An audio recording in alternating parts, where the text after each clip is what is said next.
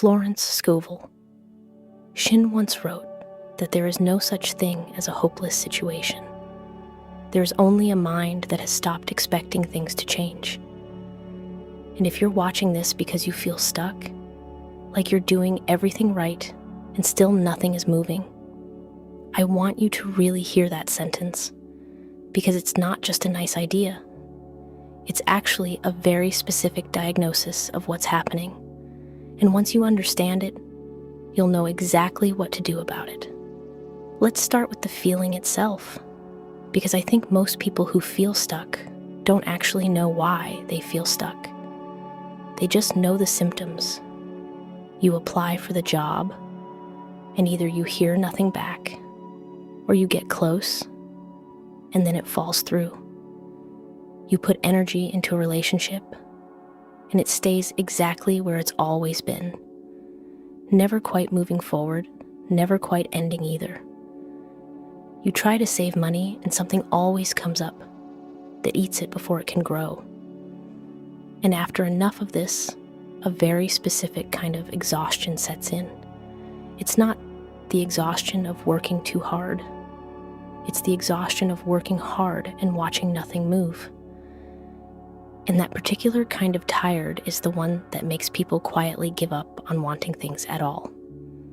Not because they don't want them anymore, but because wanting them started to hurt too much. I want to give you a specific picture of this, because I think it helps to see it laid out, rather than just described in general terms. Imagine someone who wanted more than almost anything, a certain kind of work that felt meaningful to them. In the beginning, they applied everywhere with real hope. They pictured themselves in the role. They told their friends about it. And then the rejections started coming. Not dramatic ones, just quiet silence or a polite, "We've decided to move in a different direction." The first few times it stung, but the hope stayed mostly intact.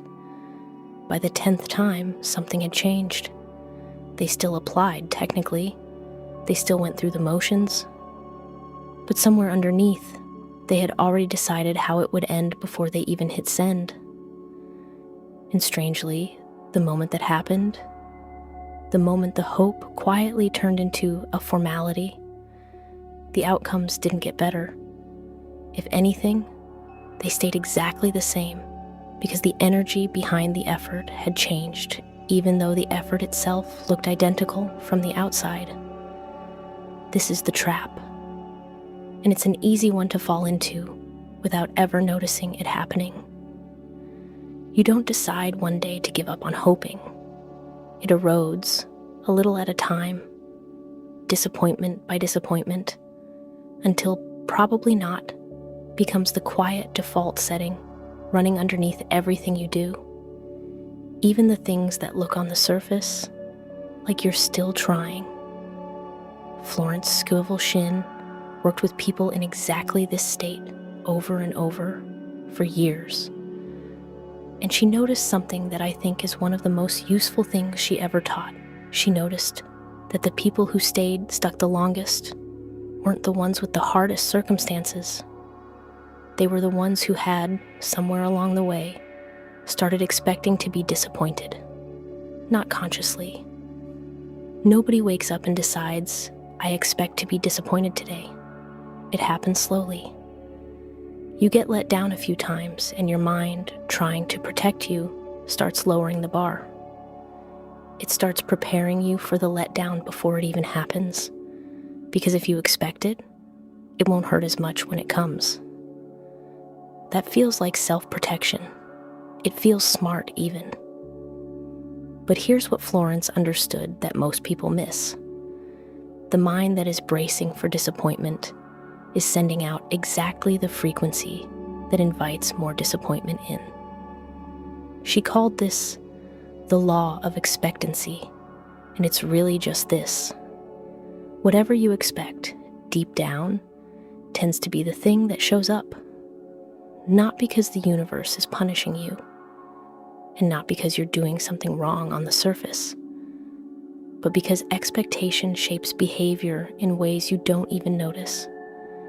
If you expect the interview to fall through, you show up slightly guarded, slightly less warm, slightly less willing to take the small risk that might have made the difference.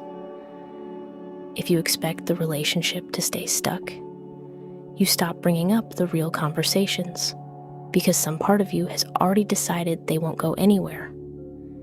If you expect the money to disappear, you spend a little more carelessly because some part of you has already decided it wasn't really yours to keep.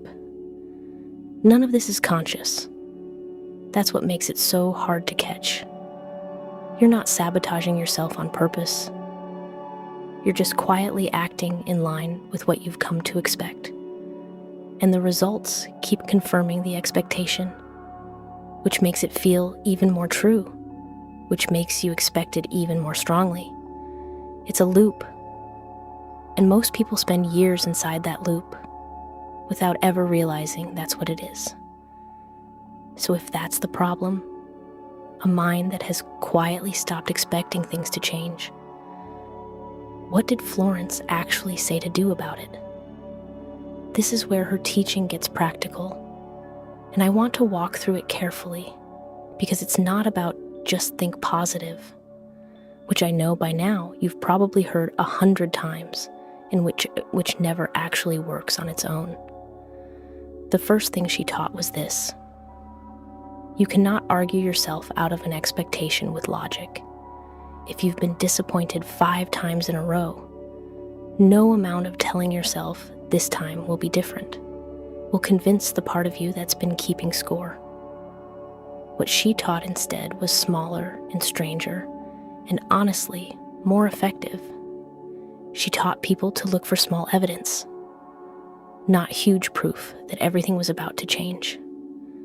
Just small, undeniable evidence that things could move. A small, unexpected kindness. A small door opening where you didn't push it open yourself. A small coincidence that felt just slightly too well timed to be nothing.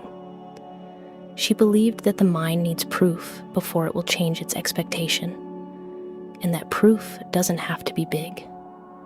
It just has to be real, and you have to actually notice it when it happens, instead of dismissing it as a fluke. This matters because most people, when good things happen in small ways, wave them off. That was probably going to happen anyway. That doesn't count. That's just a coincidence.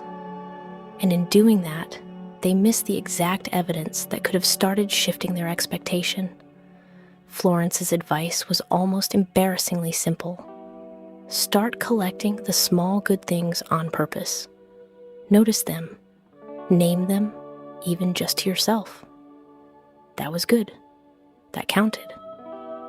Because every time you do that, you're feeding your mind a small piece of evidence that things can move. An expectation doesn't shift all at once. It shifts one piece of evidence at a time. Think about how strange it is that we do the opposite so easily. If something goes wrong, most people don't hesitate to call it proof. See, this is exactly what always happens to me. One bad outcome becomes evidence for an entire worldview. But when something goes right, the same mind suddenly becomes skeptical.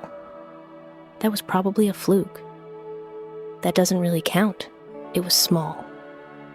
We apply completely different standards of evidence depending on whether the outcome confirms our fear or challenges it. Florence's method simply asks you to apply the same generous standard to the good as you've been applying to the bad, to let a small win actually count as proof, the same way a small disappointment has always been allowed to count as proof.